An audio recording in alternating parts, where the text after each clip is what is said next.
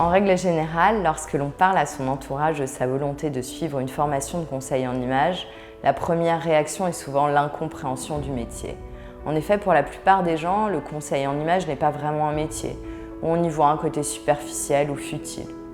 Il est vrai que la mode et les tendances font partie intégrante du métier, puisque l'on se positionne en tant qu'expert mode. Mais pour être conseiller en images, il ne faut pas juste aimer la mode. Être au fait des tendances et les nouvelles marques est important pour les recommandations vestimentaires que nous allons faire aux clients et le choix des boutiques que nous allons suggérer. Mais ce que veulent la plupart des clients, c'est tout autre chose.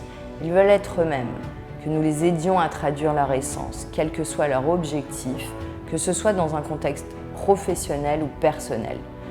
On veut tous être la meilleure version de nous-mêmes.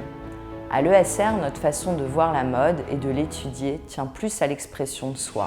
Nos vêtements sont une seconde peau sur laquelle s'impriment nos émotions, nos ressentis, nos valeurs et nos croyances. Le vêtement est donc un prolongement de soi. Il est révélateur d'une personnalité. Il dit qui nous sommes, mais aussi qui nous voudrions être. La mode, source de rêves et de fantasmes, permet aux individus de se construire un masque social modulable selon les situations et les humeurs. Elle peut donc être vue comme un moyen de communication à travers l'image qu'elle construit et qui sert à la caractérisation d'une identité. Nous voyons la mode avant tout comme un art, comme un moyen d'expression unique et puissant, mais aussi comme un mode de thérapie innovant. C'est une sorte de mode thérapie.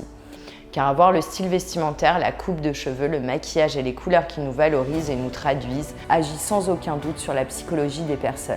À l'ESR, nous utilisons donc le vêtement comme un outil de développement personnel qui vient nourrir la bonne image de soi et l'estime de soi. En améliorant cette estime de soi, on touche à la confiance en soi. Il s'agit d'un cercle vertueux de psychologie positive. Le décryptage vestimentaire, véritable outil de connaissance de soi, invite à mieux se connaître. On se reconnaît sa véritable nature, ses qualités, ses forces, ses atouts, ses compétences. Quand on accepte et assume qui l'on est, on n'essaie plus d'être, on est tout simplement. Le conseil en images en tant que métier permet à bon nombre de personnes d'aligner ce qu'ils sont à l'intérieur avec l'extérieur, c'est-à-dire faire correspondre leur être avec leur paraître. Ce sont bien plus que des conseils de mode et des discussions chiffon.